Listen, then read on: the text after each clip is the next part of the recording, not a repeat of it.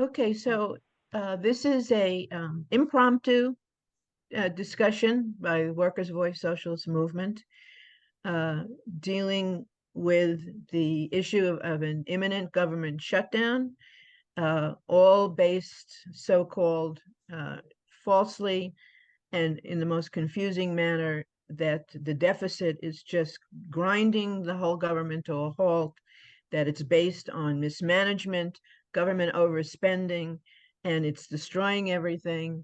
And so even those that don't want to see a shutdown are calling for the Democrats and Republicans, both parties of millionaires, to come together and to find some way to cut the budget, with the exception, of course, of the military budget, which in the military budget, the billions and billions of dollars to Ukraine, as well as to everything else that they're spending our money on, which has nothing to do with the security of the people of the United States or anywhere else in the world. But they've made it really confusing. And this discussion is coming to you from New Orleans, Louisiana. And I'd like to say that it's not rocket science. They try to make it very confusing. You got to be some, like, Harvard economists or some such nonsense to understand what's going on. But know this, that like most things that are important to us as workers, they have deliberately made it confusing. They've deliberately told a lot of lies about the whole situation and covered up what in essence is a looting of the federal treasury for the purposes of amassing huge profits for the military war profiteers, for the banks and other institutions, and also to keep to overturn the social benefits that we need more of, not less of. The argument is, well, the government can't afford to have all these programs for Social Security, for housing support, for food SNAP, for women, infants, children, for education, for health care. Uh, all these are frills, when the real job of the government is supposed to be to take the money that comes mostly from the working class and the middle class and funnel that into the hands of the people who bought and paid for the politicians in the first place. But let's break it down. Let's break the whole thing down step by step in looking at this, because let's talk first about what is a budget. A budget is a budget. You have a budget, I have a budget, and even though none of us exactly stick to it, we kind of know that we have to pay for certain things and we have a certain amount of money coming in. And then, of course, the rest of what we buy on credit. And then we pay interest on that credit, which credit cards, of course, are loans, mortgages are loans, car loans, you name it, up the kazoo, we pay money out that we don't really get much back for. So the federal government has a budget, and you first have to, in any budget, you first go to where does the money come from? And so if you break down where the money in the budget comes from, the vast majority of the money that's in the budget comes from really payroll taxes and income taxes. And income taxes mainly from the working class and the middle class, because very wealthy people have a million loopholes by which they don't pay the taxes to begin with. So that's where the vast majority of the billions and billions of dollars come from us. Now, who doesn't it come from? Just in 2022, 55 of the largest Fortune 500 corporations paid zero in federal taxes. In fact, many of them actually got rebates, even though they don't pay taxes. Now, I don't know about you, but in previous years, when I actually had enough income to file a tax return, which I don't any longer, I could only get money back on my tax return if I had actually paid taxes. So, strangely enough, there are things that are built into the tax code specifically for corporations where they can actually get rebates or deferrals on taxes, even though they haven't paid any taxes to begin with. It's quite an interesting thing that they've worked out behind our backs and stuff. Of course, the first thing we need to remember about the federal budget is that it's our money. It's not their money. It's our money. And it's not only is it our money, but it really came from us to begin with. And all this talk about, how the corporations and all this are paying into it, it's not really true. Even before the Trump tax cuts for the super rich, when the tax on profit was theoretically 35%, corporations didn't pay that anyway. They had all kinds of loopholes and exemptions to it where they didn't pay it.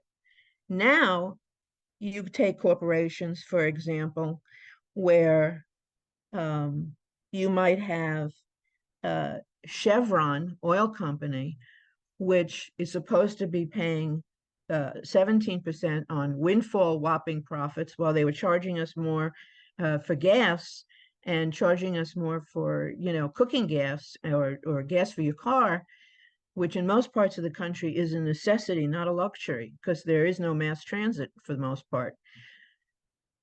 While they're raking in those massive profits, they paid about 0.1% tax rate on those massive profits.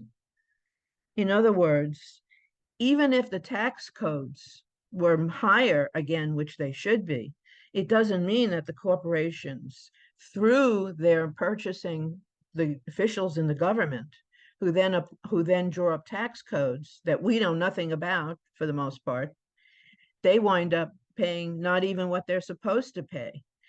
So this is a problem on the income side, that the money is coming from the workers and it's not coming from the corporations. Very little of it does. And a lot of money, for example, even in the state of Louisiana, comes from sales tax, for example, which sales tax is very regressive tax, and it hurts the poor because the rich don't care if they have to pay 5% more for a luxury car that cost them 80,000. Well, I guess that's cheap for them, $80,000. But it crushes us to go to a store and actually pay sales tax on basic necessities, which we do here in Louisiana, one of the poorest states in the United States, but has one of the highest sales tax rates in the entire United States. And this is what they want to do, make us pay for everything, and they don't pay for it. So because of this, and rightly so, there are many organizations whose main slogan to deal with the crisis is tax the rich. Now, we're for taxing the rich. We're for taxing the rich at 100%. We don't happen to believe that they are monarchs and kings and queens and were born on this earth in order to have everything and take everything. And yet we, the workers who produce everything, are not supposed to have anything, health care, unemployment insurance that you can live on, or anything for that matter. In fact, the very rich believe that all those things and all social programs are us stealing money from their bank vaults. That's actually the way they look at it.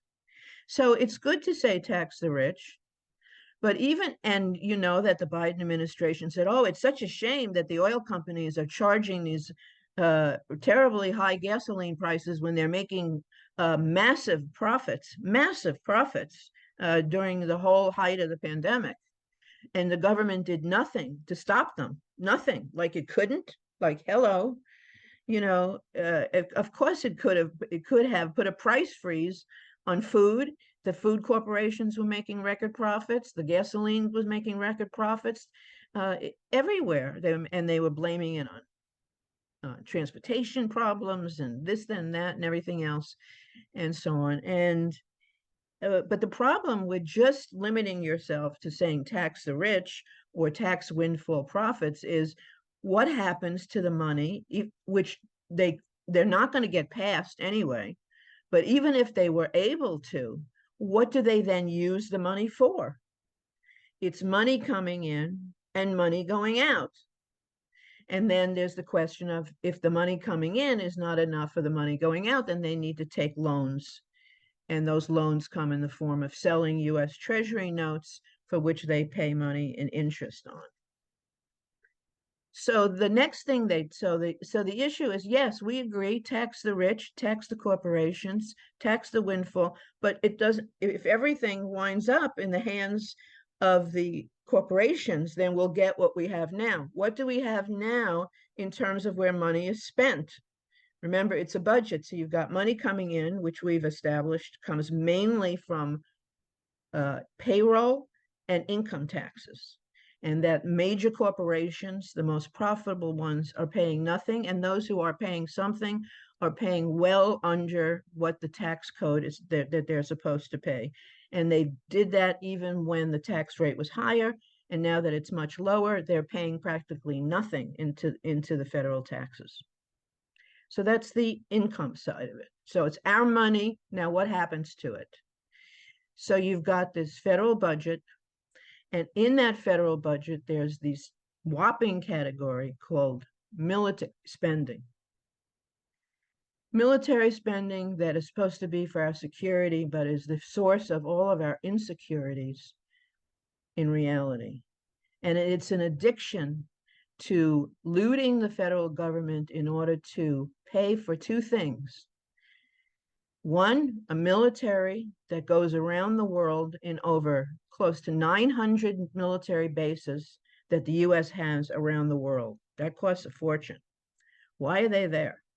Not to protect us, but to keep the people of those countries from having their wages go up. Everywhere where the people of a country have decided we're going to rebel against our poverty, we're going to rebel against the fact that we don't get paid anything, and we need a government that wants to carry out social programs for the people, like education, literacy, housing, healthcare, then the US government steps in on behalf of the super rich of that country and on behalf of US corporate investments in that country to prevent the people of those countries from bettering their lives. That's what it's for. It's not really creating any security from us. It's destroying our social fabric of our lives. It's destroying the economic basis of the economy, the military, because it adds nothing in terms of value to anything. It's not like a product that you and I can buy. And it's looting the federal budget of the things that would actually not only put money in the pockets of every single worker of this country, but also be something that could be used for a beautiful society, for everybody. Whether or not you use any of these social programs or not, your life is based upon all of what goes on in society. So you have a military budget that is gargantuan. They've asked for a basic whopping appropriation of $842 billion for this year. But that's not all that they spend. You have to add in billions of dollars for the war in Ukraine. You have to add in the space wars. You have to add in the secret spy agencies of the United States.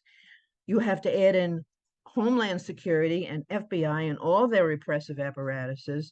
You have to add in all the military spending that they give to the Department of Energy, the Department of Transportation, even the grants that they give for so-called democracy, the grants that they give to universities, they all involve spending on programs for militarization, not for the benefit of our society or the world. And so it comes to a huge total of all the military spending combined, and this is pretty much acknowledged in most even big business sources, comes to well over $1 trillion a year. Now, this amount of money, which has been growing, this year it's 100 billion basic military spending, more than it was last year, 100 billion. And it goes up every single year by both the Republicans and the Democrats. Of course, exceptional things do go on, like Bush invading Iraq and taking $1.2 trillion out of the Social Security funds and actually taking them and putting them into the general treasury to pursue the war in Iraq. And that it happens a lot to Social Security funds. So when they tell you, oh my God, what's happening with Social Security, the fact of the matter that it is also being looted. Not that the money isn't coming in, because money is a dedicated input into Social Security from payroll taxes. It's a separate fund, it's a trust fund. But unfortunately, there's two things that happen with that trust fund.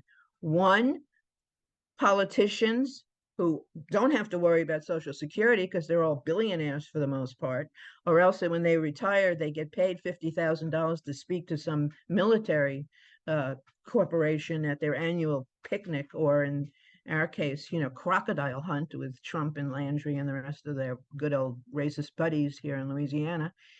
And so you get all this money that's looted, but they don't tell you this. They just say, oh, Social Security is too high. We gotta make people work till they're 105, and we gotta pay them 3 cents a week, and we have to cut the food stamps, and they don't tell you that what they've been doing is looting that funds. And then fact, it's even worse than that. But we're gonna save that for a minute, because that involves another category of the budget, which is really responsible for our insecurity and a problem.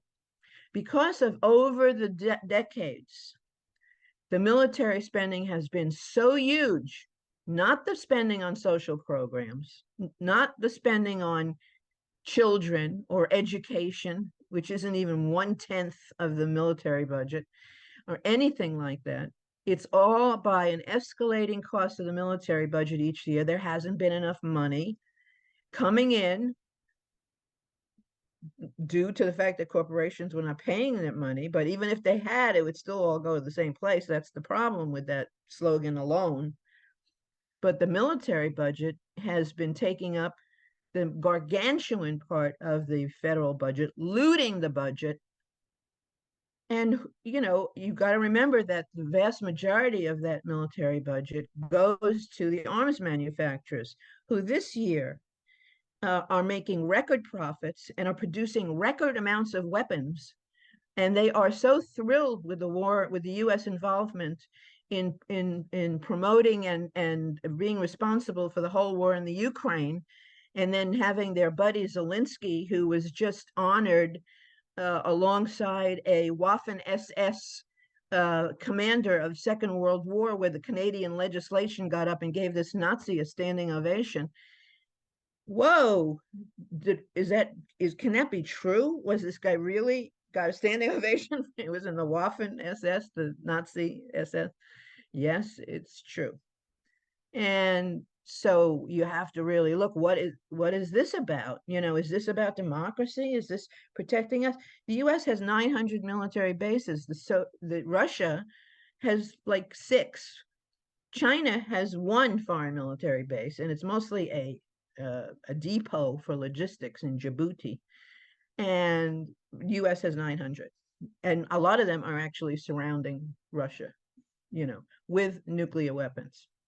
So this military budget is just going crazy because, wow, this is great for Lockheed Martin, and this is great for Northrop Grumman, and this is great for EDS and a whole host of military industries who have taken a great deal of control over the U.S. budget. They view, I mean, you don't buy missiles, do you? I haven't bought a missile in a long time. And, when I go to the grocery store, I don't go down the aisle and put a couple of nuclear bombs in my shopping cart.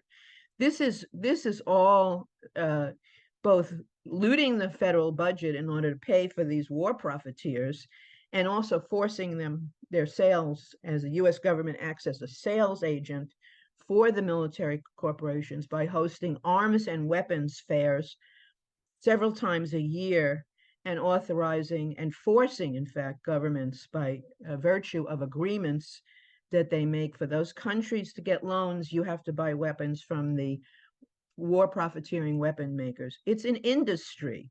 It's not a security. It's not defense. It's not any of that. It's a profit industry. And it has taken control and is looting much of the budget. So how do you pay for this? You got the corporations not paying taxes, but even if they did, where would it go?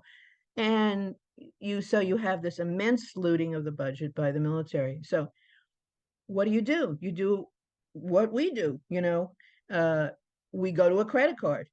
And so they go and the Federal Reserve Bank, cranks out. I don't think they do it like this, but in essence, what they're doing is cranking out a bunch of treasury notes and T-bonds and other things. And then they sell them mainly to big institutions. Mainly, they give them as a promissory note to other government agents that they take agencies. For example, one of the biggest uh, agencies that is owed money from the national debt is Social Security, because they promise them we're going to replace the money, but they don't do it. And it's the government actually depleting the money in the Social Security fund, not anybody else. So the vast majority, and so there's a lot of government agencies which, in order to pay for the military, the U.S.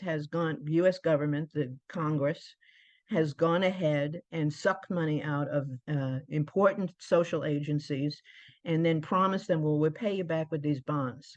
These bonds that now they're all complaining about, it's the deficit.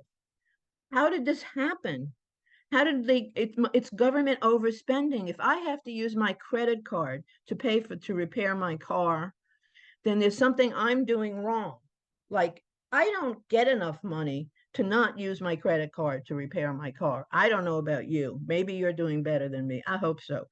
But in any case, so they say, well, we don't have enough money to pay for the social programs because this terrible mismanagement and overspending by the federal government is happening, and that's responsible for the deficit.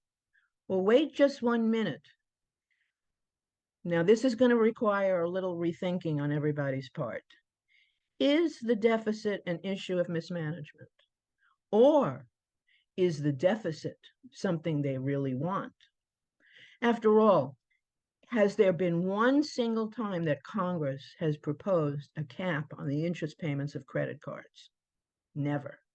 It's so basic that credit card companies should not be allowed to charge these loan shark interest rates to people, which is what they do, with no regulation on it, because they own a lot of the politicians, the credit card companies, which are attached to banks usually, and or insurance companies also. And they set these figures, these interest payments, and you wind up owing a lot more and a lot more and a lot more unless when you win the lottery, which nobody does, then you could pay it off. But in the meantime, so you don't make enough to go without taking this loan. And a credit card, of course, is a loan with extremely high interest rates that the Congress never did anything about. So is it not an accident that we have been not paid enough to pay for the things that we need and urged to take credit, mortgages, car loans, credit cards, student loans? Wait a minute. This has become a thing. This is not an accident. This is not you and I mismanaging anything. This is deliberate. This is Congress saying there's an industry, the banks and the credit card companies, who give us a lot of money in campaign funds and who hire us before or after we leave Congress or the presidency. And we're going to do everything we can to make it so that you can't afford stuff unless you take out loans. It's deliberate. They have deliberately organized society to make us have to use credit. Even if we decide we're going to be real frugal, real frugal, like never eat out or anything like that and stuff, you still rarely ever make enough to pay for that one extraordinary expense. And as they say, most working class people in the United States are about 1 month away from being on the street themselves. And that's not a joke. That's a real insecurity. That's a real insecurity caused by the insecurity that the military budget has foisted upon us in order to keep the people of other countries poor, which in turn keeps the workers here poorer, because we workers are all in a global labor market and our wages are affected by whether or not people in other countries are making a lot less than we are. We need equality to be able to make a very more prosperous life for workers of all countries, and equality, and to lift up. But that's not what the military is for. And if you look at where the military is most active or where the US has coups, it's certainly not in Saudi Arabia. It's not against Modi in India. It's not that I think that they should have coups. They should keep out of everybody's business. But the fact of the matter is, it's always in countries that are struggling to try to have a better society for the masses of people of that country, of all nationalities. And if it weren't for that, and also the addition of sanctions by the US government, then not so many people would be coming to the United States because they don't want to leave their beautiful homelands and their families behind. They have been forced into that circumstance of extreme poverty by the policies of the US interference in the economies of their country. You can't have it both ways. It's a world system of exploitation. But anyway, getting a little off the beaten track here. Let's go back to talking about where the money goes and this deficit. So is the deficit mismanagement? The deficit, the interest payments on the deficit, because a deficit is what? A loan. It's money that you've gotten by selling treasury bonds to mainly institutional, you probably, maybe you got a $5 treasury bond when you graduated from high school, something like that, and it matured to $7.50 20 years later or something. So, but you cashed it in the week after you graduated. So for the $5.05 that you got from it. And so that the majority of it is institutional, and the fact that it's owed, it's a promissory note that you just can't rip up to the Social Security funds and to many other social service agencies in the government.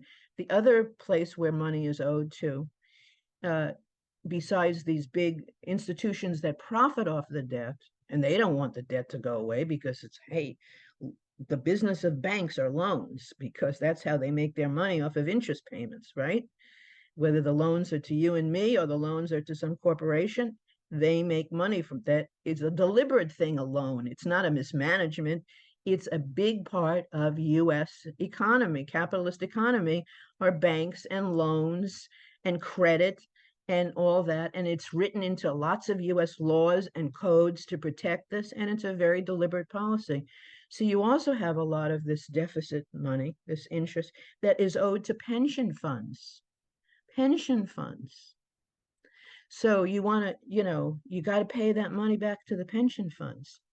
But you still have this whopping amount that's just going to, and that's of course the workers, a pension like Social Security is a deferred wage, belongs to the workers, and never should have been allowed for pension funds to be invested in the treasury bond market or the capitalist Wall Street market. In 2008, millions and millions of workers lost the value of their pension funds during the 2008 crash. It's a deliberate steering of pension funds towards insecurity and towards allowing these funds to be used by capitalists who gamble on the stock market, or who gamble on treasury bonds, who gamble on treasuries here and around the world with money that really is the deferred wages of the workers of this country. That's a lot of where the money has come from.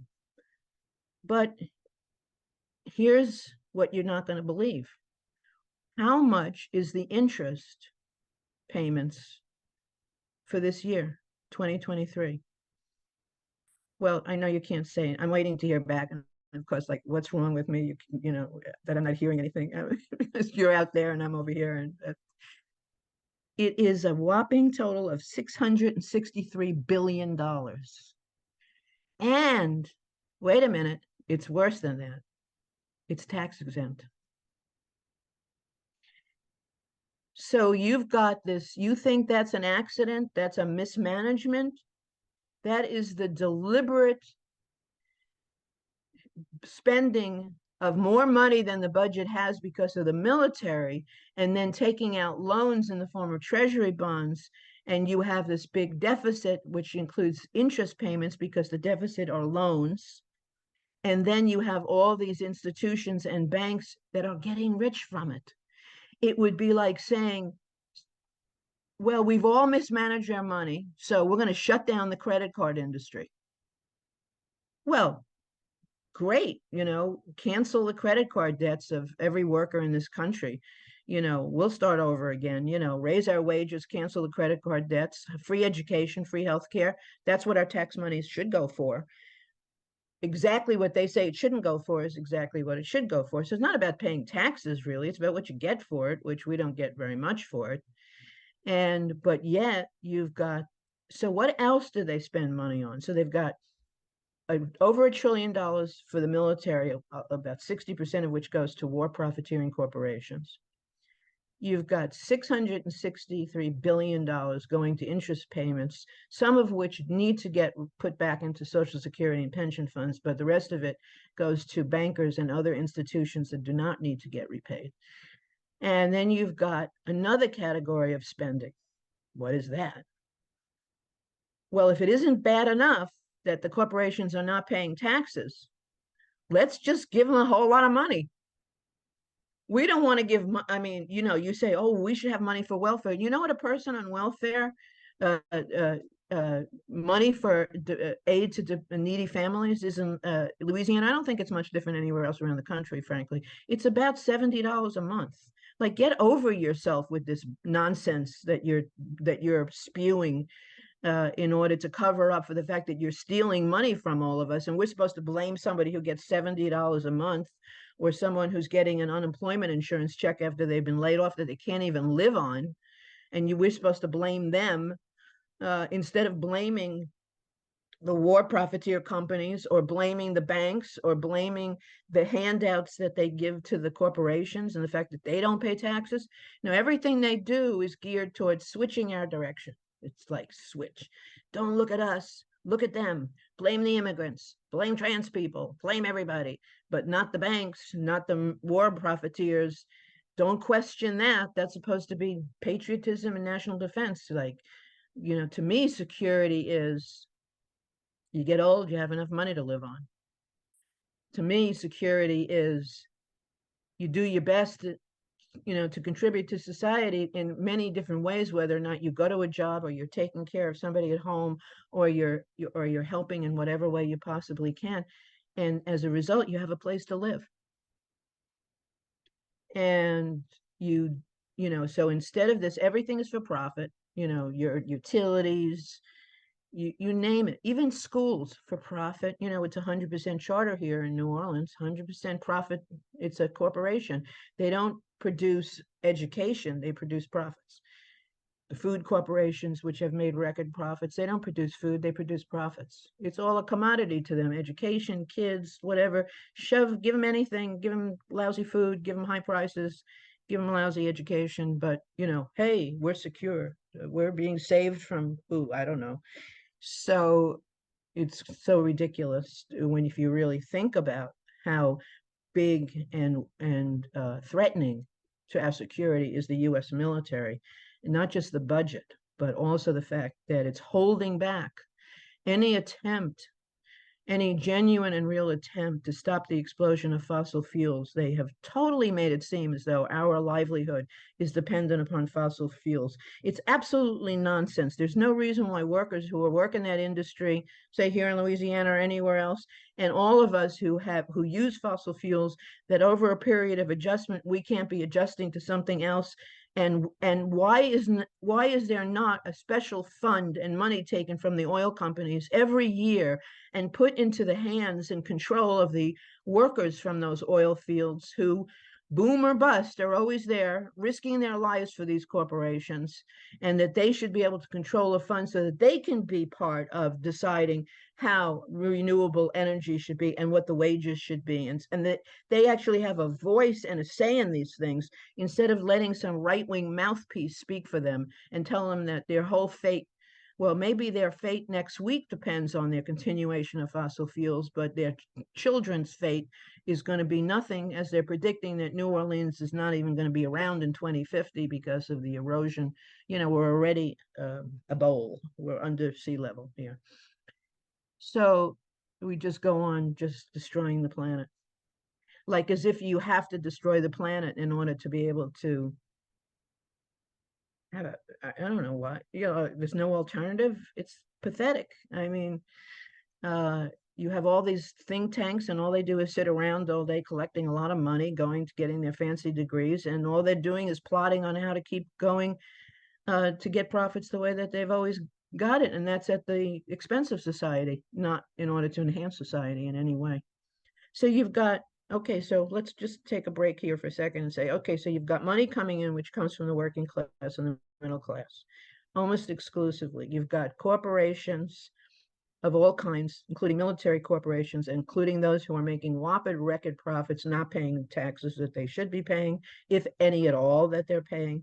Then you've got on the spending side, you've got most of the money from the federal budget being sucked out, either for current military spending over $1 trillion, or current and past military expenditures, resulting in another whopping part of the budget, almost equal to the military budget.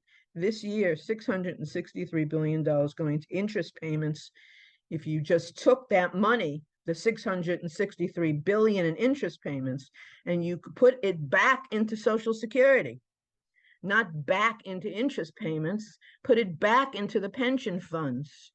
They make it sound like they can't do any of these things, but the reason is because most of them in Congress, if almost all of them, almost, are there at the behest of these same corporations, banks, insurance companies that are making, and military industries, who spend literally hundreds of millions of dollars in campaign funds. We don't really like it in the Workers' Voice Socialist movement to call them campaign funds. We usually call them bribes, because you tell me any rich person's going to give anybody money for anything without expecting a return for it.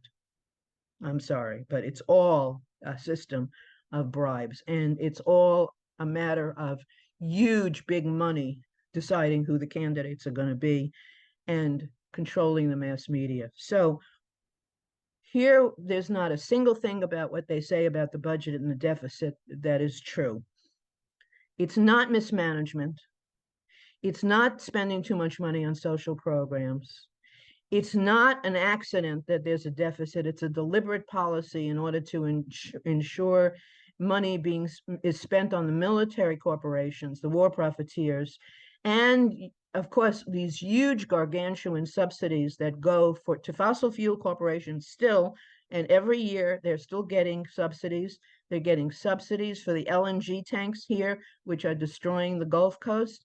They get subsidies and tax exemptions and write-offs for every chemical plant that's polluting the Gulf here and everywhere around the country. A lot of it really environmental racism. And you've got all of that, which is money that's going into chips, money that's being spent for the development of artificial intelligence, which is another form of automation, without any guarantees for the workers of what will happen as a result in many industries. And none of this really, where they sit and they concern themselves with what is the consequences for the working class and all this. In California right now, the Teamsters are fighting to prevent the driverless trucks from taking over. I mean, personally, I don't know how you think about it, but I think it's like a nightmare. I don't want to see some Trump truck coming down my street where kids are playing on their bicycles and there ain't nobody sitting in the cab. And maybe some censor will decide that, this 5-year-old 40-pound child is worthy of stopping for, and maybe not. I mean, there's been tons of accidents with this stuff. But what about all the workers? Truck drivers kept us alive and afloat during the pandemic, along with so many other essential workers. And this is their payment. So, okay, we're not wanting to stand in the way of progress, but progress, if that's what it is, in this case, I'm not sure it is, but other forms of automation might be progress. We pay for them, but our labor pays for the automation, and then they turn around and they screw us as a result of it. And there's no guarantee, no law, no nothing that says that every worker in this country is guaranteed this living wage and these social benefits, maternity leave. I read this morning that 60% of the parishes, they call them parishes here in Louisiana, not counties. It's some throwback to the Catholic Church and stuff. So in 60%, 60 of the parishes in Louisiana do not have one OBGYN doctor, not one. It's unbelievable. And if that's not an assault on national security or security, I don't know what is, but they keep giving money away. And so this process of not paying taxes for the corporations happens on every level. And this process of having these huge interest payments or loans in order to pay for the money they give to the military, to the money that they give in tax exemptions and corporations all across the country, and is something that is an absolutely deliberate legislative steering of funds to corporations, to banks, and that's what it is. And we think at the expense, and they blame it on social programs. And so the Democrats who say, oh, no, you can't cut that, even though they've been cutting things for 40 years, because I can tell you when I was young, and I was young once, believe it or not, we had many more social benefits that we fought for, many more, and pension funds were not so precarious as they are now. They were defined benefit plans that were guaranteed, and as they should be, because remember, those are our wages, deferred wages is what they are. So but you got to multiply this effect of budgets, because every city has a budget and every state has a budget. And the same process goes on. They have a general budget and they have what they call a capital budget. And they float all these bonds and loans, triple tax exempt, no city, state, or federal taxes for municipal bonds, for example. And so every city incurs, as part of their budget, interest payments. And most of them write into their charters that interest payments will get paid before any child gets a cup of milk at school.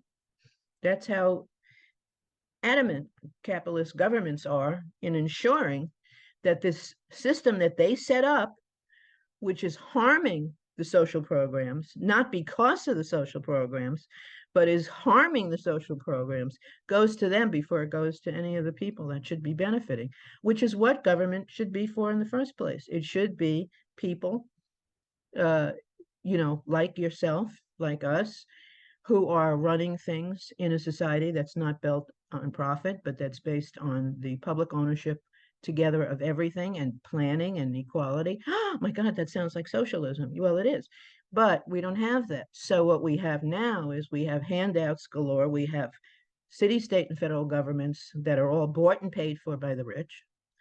And then they tell us these things are hurting. This is a product of mismanagement. Cut the social programs. We don't have enough money in New Orleans. They have 60% of the budget or more goes to cops and jails, but 3% to families. And most of that is sucked up by administration anyway.